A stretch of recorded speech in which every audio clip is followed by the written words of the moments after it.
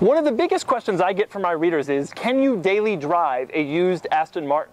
Well, I'm in a unique position to answer that because I spent the last 6 months daily driving this used Aston Martin, my 2007 V8 Vantage, that I got for less than $50,000. And in that time, I've put 9,000 miles on it, which is like 6 years of driving for a normal Aston Martin owner.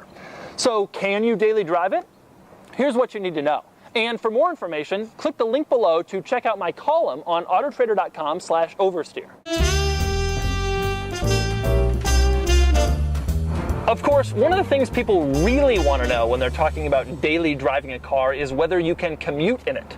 So I did something I haven't done for 3 years since I quit my job. I went into the back of my closet, I got out this wrinkly dress shirt, and I decided to go sit in rush hour traffic.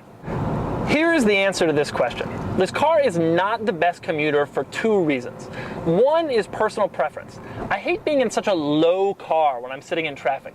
You're down low and you feel like you're actually a part of traffic. I like when I'm in traffic being in my SUV. You feel high, you feel above traffic. You feel like you don't have to worry about every little brake light that comes on.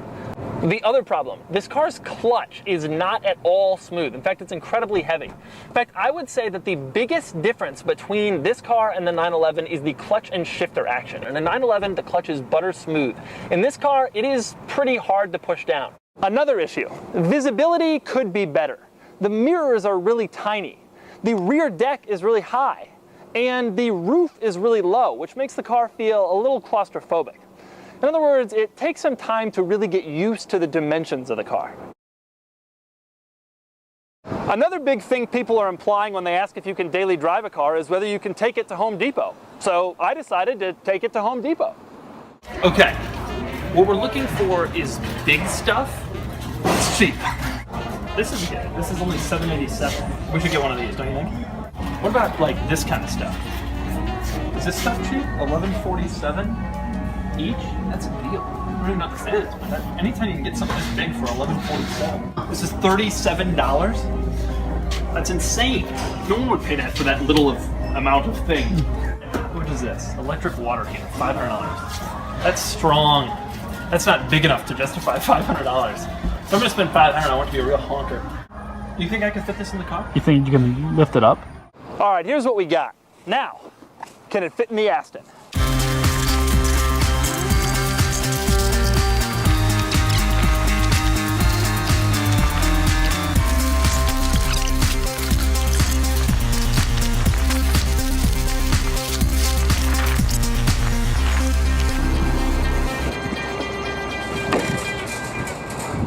I guess it's a good thing we didn't get that hot water heater.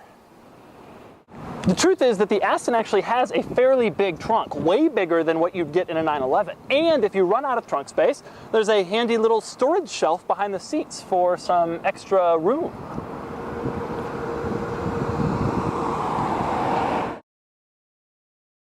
We'll start with scrapes. This car never scrapes on anything. You might think the best part about this car's design is its beautiful British sports car look. But in reality, the best part of this car's design is its beautiful British sports car look on the outside, and somehow the fact that it also has the ground clearance of a Dodge Durango. For proof, here are a few sports car cringeworthy entrances the Aston goes over without a problem.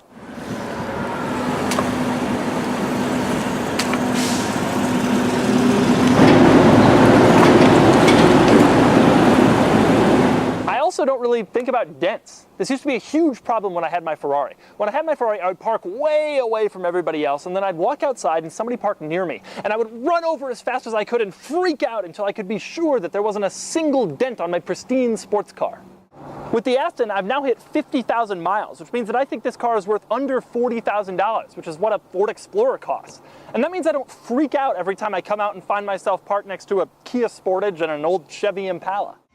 In fact, I treat it like such a normal car that I even take it to the normal car wash, because after all, it's just a car.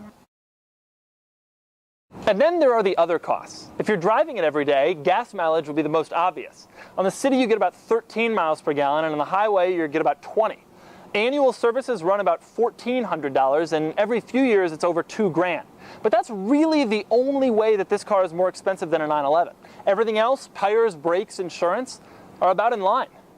So can you drive it every day? Well, it depends on your budget and your needs and your sense of anxiety. To get my final thoughts on the subject, click the link below to check out my column on autotrader.com/oversteer. I wonder if they'd let us buy this. That won't fit in the car, but just to have.